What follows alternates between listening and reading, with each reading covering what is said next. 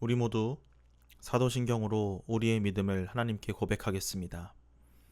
전능하사 천지를 만드신 하나님 아버지를 내가 믿사오며 그 외아들 우리 주 예수 그리스도를 믿사오니 이는 성령으로 잉태하사 동정녀 마리아에게 나시고 본디오 빌라도에게 고난을 받으사 십자가에 못 박혀 죽으시고 장사한 지 사흘 만에 죽은 자 가운데서 다시 살아나시며 하늘에 오르사 전능하신 하나님 우편에 앉아 계시다가 저리로서 산자와 죽은 자를 심판하러 오시리라. 성경을 믿사오며 거룩한 공예와 성도가 서로 교통하는 것과 죄를 사하여 주시는 것과 몸이 다시 사는 것과 영원히 사는 것을 믿사옵나이다. 아멘. 우리 함께 성경 말씀 보시겠습니다. 오늘 주님께서 우리에게 주신 말씀은 베드로전서 3장 13절부터 17절까지입니다. 우리 함께 한 소리로 봉독하겠습니다. 또 너희가 열심으로 선을 행하면 누가 너희를 해하리요. 그러나 의를 위하여 고난을 받으면 복 있는 자니 그들이 두려워하는 것을 두려워하지 말며 근심하지 말고 너희 마음에 그리스도를 주로 삼아 거룩하게 하고 너희 속에 있는 소망에 관한 이유를 묻는 자에게는 대답할 것을 항상 준비하되 온유와 두려움으로 하고 선한 양심을 가지라. 이는 그리스도 안에 있는 너희의 선행을 욕하는 자들로 그 비방하는 일에 부끄러움을 당하게 하려 함이라. 선을 행함으로 고난받는 것이 하나님의 뜻일진데 악을 행함으로 고난받는 것보다 나으니라. 아멘. 새벽 복음 예배를 통해 하루와 일주일의 일상을 시작하시는 성도 여러분에게 주님이 주시는 은혜와 사랑이 가득하시기를 주님의 이름으로 축복합니다. 오늘 아침을 깨우면서 혹시 어제 하루의 피곤함이나 오늘 하루에 대한 걱정이 마음을 무겁게 하지는 않았나요? 우리는 선한 마음으로 하루하루를 살아가려 합니다.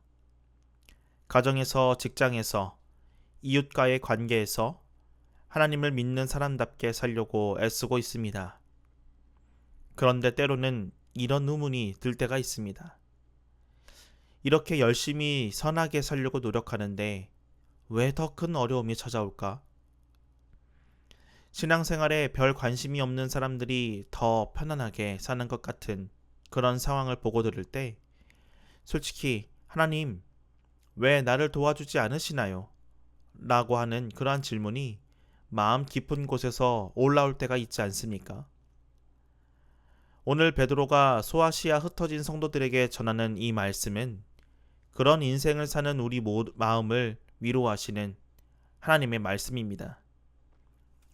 하나님이 주시는 위로의 말씀이 오늘을 사는 우리에게 큰 위로와 힘이 되기를 간절히 소망합니다. 먼저 베드로가 우리에게 던지는 질문부터 다시 보겠습니다. 우리 13절 같이 읽겠습니다. 또 너희가 열심으로 선을 행하면 누가 너희를 해하리요. 아멘. 이 이야기를 들으면 어떻습니까? 선하게 살면 당연히 좋은 일이 생기겠지라고 하는 그런 생각이 됩니다. 웃는 낯에 침 못 뱉는다라고 하는 그런 속담도 있지 않습니까?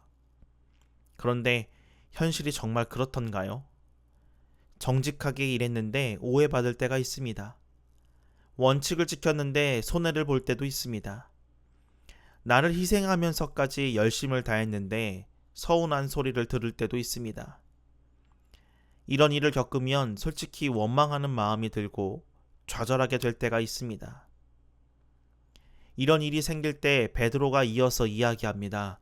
우리 14절 전반부 같이 읽겠습니다. 그러나 의를 위하여 고난을 받으면 복 있는 자니. 아멘. 이 문장이 그러나로 시작하고 있는데 이것을 주목해야 합니다. 그러나라고 하는 이 단어에는 설령 그런 일이 생긴다고 해도 라고 하는 의미가 숨어 있어요. 부도덕한 현실이 실제로 나타나고 있음을 부정하지 않는 것이죠. 오히려 선을 행하다가 고난받을 수 있어. 그런데 그것이 끝이 아니야 라고 말하는 것입니다. 그러면서 고난 뒤에는 복이 있음을 나타내는 것입니다. 그 복이 어떤 복일까요? 우리 14절 후반부를 마저 읽도록 하겠습니다. 그들이 두려워하는 것을 두려워하지 말며 근심하지 말고. 아멘. 여러분, 베드로가 말하는 복이 무엇입니까? 고난이 사라지는 것이 아니에요. 고난 속에서도 세상 사람들이 두려워하는 것을 두려워하지 않게 되는 것입니다. 여러분, 세상 사람들이 두려워하는 것이 무엇일까요? 먹고 사는 문제가 생기는 것이 가장 큰 두려움이지 않을까요? 미래에 대한 불안도 있습니다. 사람들의 손가락질을 받는 것, 구설수에 오르는 것도 두려움이 되기도 합니다. 그런데 베드로가 말하는 복이 무엇입니까? 사람들이 두려워하는 것에 대해 두려워하지 않는 그러한 복입니다. 나에게 닥친 문제 때문에 전전긍긍하는 것이 아닙니다. 한 치 앞도 알 수 없는 미래에 대한 걱정과 근심을 계속 갖고 있는 것이 아니에요. 사람들의 눈치를 보는 것도 아닙니다. 하나님이 책임져 주실 거야 라고 생각하며 평안을 얻는 것, 이것이 하나님이 주시는 복입니다. 돈으로 살 수 없고 권력으로 얻을 수 없는, 오직 하나님과 함께 의로운 길을 걸어본 사람만이 누릴 수 있는 특별한 선물인 것입니다. 성도 여러분, 오늘 여러분을 괴롭히는 두려움이 있으십니까? 세상에서 손해보며 사는 것이 두려우십니까? 또는 신앙대로 살아서 뒤처지는 것이 두려우십니까? 베드로는 그런 것들을 두려워하지 말라고 강력하게 권면합니다. 베드로는 두려움으로부터 자유하라고 이야기해요. 세상 사람들이 무서워하는 것들, 예를 들면 손해, 오해, 외로움, 불이익 등 이런 것들이 더는 우리의 선택을 좌지우지 못하게 되는 것, 이것이 바로 의를 위하여 고난을 받는 자의 복임을 분명하게 상기시킵니다. 오늘 하루도 세상의 두려움보다는 하나님의 뜻을, 마음의 평안을 선택하는 복된 하루가 되시기를 주님의 이름으로 축원합니다. 그런데 여기서 중요한 질문이 하나 생깁니다. 그럼 두려움을 비워낸 자리에 무엇을 채워야 하나라고 하는 것입니다. 베드로는 그 답을 이렇게 제시합니다. 15절 전반부를 같이 읽겠습니다. 너희 마음에 그리스도를 주로 삼아 거룩하게 하고. 아멘. 두려움을 비워낸 자리에 그리스도를 모셔야 합니다. 이것이 바로 우리가 두려워하지 않을 수 있는 근본적인 이유가 되기 때문이에요. 여러분 한번 상상해 보시기를 바랍니다. 우리 마음속에 왕자가 하나 있다라고 한번 생각해 보세요. 그 왕자에 앉은 존재가 우리의 생각과 감정, 선택을 좌지우지하겠죠. 걱정이 내 마음의 왕자에 앉아 있다면 우리는 걱정이 가득한 하루를 보낼 거예요. 불안이 왕자에 앉아 있다면 불안함만 가득한 그런 하루를 살 것입니다. 이런 것들이 우리 마음의 왕자에 앉아 있다면 우리는 그것들의 노예가 될 수밖에 없습니다. 그것들이 이래라 저래라 명령하면 우리는 어쩔 수 없이 따를 수밖에 없죠. 베드로가 명령하는 바가 무엇입니까? 그리스도가 우리 왕자에 앉아 계시도록 하라, 이것입니다. 특별히 마음이라고 하는 단어는 헬라어로 카르디아인데, 이 단어에는 마음뿐만 아니라 중심, 심장이라고 하는 뜻도 있습니다. 그러니까 내 삶의 중심에 그리스도를 모시라고 하는 뜻입니다. 내 심장이 그리스도로 펄떡펄떡 뛰게 하라, 이러한 이야기예요. 모든 결정을 그리스도께 드리라, 이렇게 권면하는 것입니다. 여러분, 이러한 삶이 우리에게 어떤 변화점을 만들어낼까요?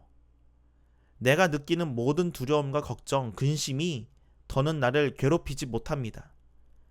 내 마음의 왕자에 이런 부정적인 것들이 앉아 있었을 때는 내가 그런 것들에 사로잡혀서 노예가 되었지만, 이제는 그리스도께서 그 모든 것을 주관하고 다스리시는 거예요. 내 문제가 더는 내 문제가 아니게 되는 것이죠. 주님이 다스리시는 것입니다. 이전에는 내가 사람들의 눈치를 살피며 그들이 좋아하는 모습으로 삶을 살아갔지만, 이제는 주님의 다스리심 속에서 주님이 기뻐하시는 그러한 내 삶을 온전히 찾으며 삶을 살아가는 것입니다. 오늘 여러분의 삶 속에서 이 문장을 계속 되뇌어 보시기를 바랍니다. 한번 따라해 보시겠습니까? 주님, 이 염려를 주님께 맡깁니다. 주님이 제 마음의 왕이십니다. 주님, 이 마음을 주님께 맡깁니다. 주님이 다스려 주세요. 이 마음으로 항상 평안함을 얻으시기를 주님의 이름으로 축원합니다. 왕이신 하나님께서 내 마음과 삶에 좌정하실 때 나를 괴롭히던 모든 어려움과 불편함이 떠나가게 될 줄로 믿습니다. 주님의 임재를 항상 구하며 모든 어려움을 넉넉히 이기시기를 주님의 이름으로 축원합니다. 여러분, 우리가 이렇게 평안하고 안정된 삶을 살아가면 세상 사람들이 우리 삶에 대해 궁금해하지 않겠습니까? 어떻게 그렇게 마음의 평안함을 얻으며 살 수 있나요? 걱정되지 않으시나요? 부동산이나 자녀의 학원, 입시 등 좋은 정보를 얻기 위해 질문하는 것처럼 삶이 평안해 보이는 사람에게도 그런 질문이 있지 않겠습니까? 이럴 때 여러분은 어떻게 대답하시겠습니까? 주님께 나의 모든 염려를 맡겨서 내 마음이 평안합니다. 이렇게 대답하실 거예요. 그런데 베드로는 이에 대해 항상 준비하되 온유와 두려움으로 하라. 이렇게 이야기합니다. 이 부분에서 대답하다라고 하는 부분은 헬라어로 아폴로기아라고 하는데 변증이라고 하는 뜻을 갖고 있습니다. 이것은 법적 용어로 합리적인 근거를 가지고 반박하거나 증명하는 것을 말합니다. 그런데 베드로는 확실하게 해야 하는 변증을 온유와 두려움으로 할 것을 권면합니다. 여러분, 이것은 변증의 태도가 논쟁이나 증명이라는 딱딱한 방식이 아님을 말합니다. 사랑이어야만 하는 것을 말하는 거예요. 사랑하는 삶이 그렇지 않습니까? 연인과의 관계든 친구와의 관계든 이웃과의 관계든 공동체에서의 관계든 모든 사랑의 관계는 같습니다. 온유해야만 합니다. 온유함이 깨지면 그 관계는 갈등이 생길 수밖에 없습니다. 또한 사랑하는 사이여도 두려워하는 마음이 있어야 합니다. 상대가 상처를 받을 수 있다는 두려움, 걱정하게 될 것이라고 하는 그러한 두려움이 있어야 하는 거예요. 그런데 모든 사랑하는 관계에서 온유함과 두려움이 있습니까? 처음에는 조심합니다. 상대가 상처받을까봐 조심하고, 선을 넘을까봐 조심하고, 기분 나빠할까봐 조심합니다. 그런데 어느 순간이 되면 어떤 것에도 아랑곳하지 않습니다. 상처받으라고 하는 말이 있고, 선을 세게 넘어갈 때도 있습니다. 기분 나쁘라고 일부러 말하는 것도 있습니다. 사랑하는 시간이 오래되면 오래될수록 당연함이 생기는데 당연함이 오래되면 오래될수록 잦은 실수가 나타나게 됩니다. 흔히 하는 말로 익숙함에 속아 소중한 것을 놓치게 되는 것입니다. 그러나 우리는 사랑이 당연한 것이 아님을 꼭 기억해야 합니다. 사랑하기 때문에 나타나는 모든 말과 행동 역시 당연한 것이 아님을 알아야 해요. 사랑에는 온유와 두려움이 있어야 합니다. 오래 참음이 있어야 하고 소중하게 여길 줄 아는 마음이 있어야 합니다. 이 모습을 먼저 나타내신 분이 주님입니다. 내가 거룩하니 너희도 거룩하라 라고 말씀하셨습니다. 내가 너희를 사랑한 것 같이 너희도 서로 사랑하라 라고 말씀하셨어요. 주님의 말씀을 따르고 주님의 길을 온전히 걸어가는 저와 여러분이 되어지기를 간절히 소망합니다. 우리의 모든 걸음과 삶을 통해서 예수님의 온기와 사랑이 피어나기를 바랍니다. 그래서 이것을 보는 모든 사람이 예수님에 관해 관심을 가지고 복음에 반응하도록 하는 삶을 살아가시기를 바랍니다. 그럴 때 우리에게 있는 소망이 그들에게까지 흘러가게 될 줄로 믿습니다. 우리 마지막으로 16절, 17절 같이 읽겠습니다. 선한 양심을 가지라. 이는 그리스도 안에 있는 너희의 선행을 욕하는 자들로 그 비방하는 일에 부끄러움을 당하게 하려 함이라. 선을 행함으로 고난받는 것이 하나님의 뜻일진데 악을 행함으로 고난받는 것보다 나으니라. 아멘. 2008년 베이징 올림픽에서 여자 역도 금메달리스트였던 장미란 선수를 여러분도 잘 아실 거예요. 최근에 그분이 한 프로그램에 나와서 인터뷰를 한 적이 있는데요. 그분이 선수 시절 올림픽에 나갔을 때를 이야기하더라고요. 경쟁해야 하는 선수가 주변에 있는데 특히 우승 후보로 강력하게 거론되는 선수가 본인보다 앞서서 경기를 치르게 되었답니다. 그런데 나도 모르게 쟤 좀 못했으면 좋겠다 라고 하는 생각이 들었다는 거예요. 이기고 싶은 마음에 간절하니까. 그런 이기고 싶은 마음이 간절하니까 오죽든 생각이었겠습니까? 1등하고 싶은 생각이 있는데 제가 못하면 내가 1등이니 어쩌면 자연스레 드는 그런 생각이었을 것 같아요. 그런데 이 생각을 하자마자 자기가 부끄러워지더랍니다. 1등만을 생각하면서 다른 사람이 못하기를 바라는 자기가 너무 부끄러워서 생각을 고쳤대요. 너가 할 수 있는 모든 걸 다 보여줘라. 나도 내가 할 수 있는 모든 걸 다 보여줄게. 그랬는데 이전에는 쟤를 이겨야지 라고 하는 생각 때문에 조바심이 났는데 너가 할 수 있는 거 다 해. 나도 내가 할 수 있는 거 다 할게. 이렇게 생각하니까 마음이 너무 편하더랍니다. 그래서 장미란 선수가 할 수 있는 모든 걸 다 보여줬대요. 결과가 어땠습니까? 금메달을 땄을 뿐만 아니라 세계 신기록까지 세웠습니다. 그러고선 이렇게 말하며 인터뷰를 마쳤습니다. 좋은 승부를 겨뤘구나. 여러분, 선한 양심을 가지는 것이 바로 이런 것이라고 생각합니다. 부끄러움을 당하지 않는 거예요. 장미란 선수가 말하는 것처럼 정정당당하고 좋은 승부를 펼치는 것입니다. 만약 장미란 선수가 바라는 대로 상대 선수가 실수를 했다라고 한번 생각해 보세요. 1등을 해서 이긴 기쁨이 있을지는 몰라도 조금은 찝찝함이 있지 않았겠습니까? 서로가 최선을 다한 경기에서 후회함 없이 승부를 봤을 때 그때에서야 1등한 기쁨이 최고조에 다다르지 않겠습니까? 어떤 부끄러움도 남지 않을 거예요. 선한 양심이라고 하는 것이 바로 이런 것입니다. 주님 앞에서뿐 아니라 모든 사람 앞에서 정정당당하고 마음을 구부리지 않는 것이 선한 양심인 거예요. 하나님이 기뻐하시는 마음이 바로 이런 것입니다. 우리 사랑하는 성도 여러분, 선한 양심을 가지고 살아가시기를 주님의 이름으로 축원합니다.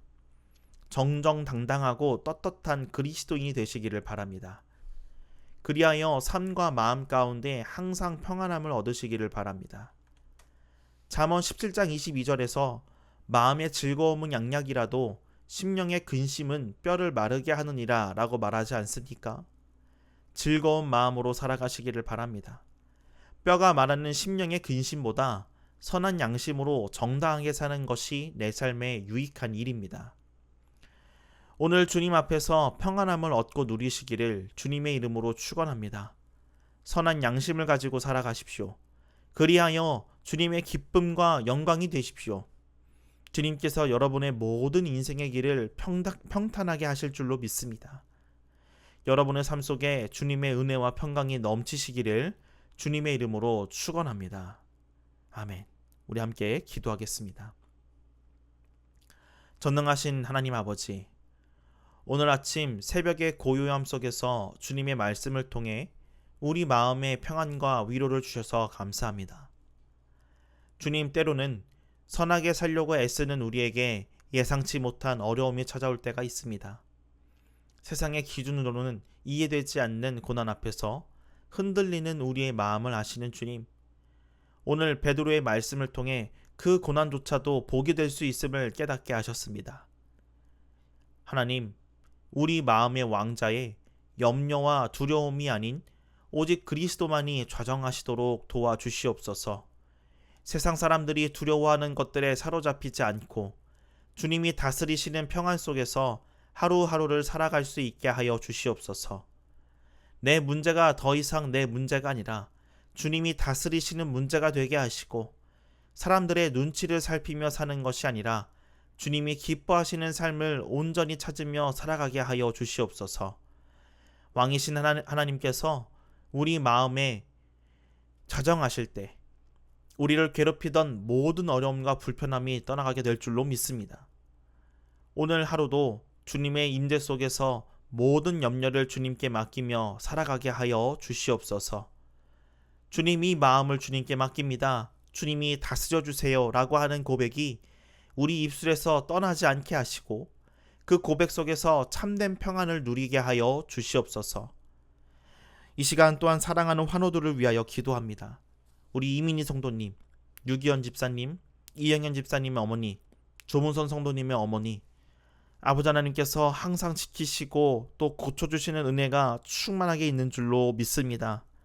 또한 이들뿐만 아니라 이들을 돌보고 케어하고 있는 우리 모든 가족들을 위하여서도 기도하오니, 아버지 하나님, 우리 이 병을 돌보고 있는, 우리 환우들을 돌보고 있는 모든 가족들의 삶도 주님께서 위로하여 주시옵시고 평안을 허락하여 주시옵소서.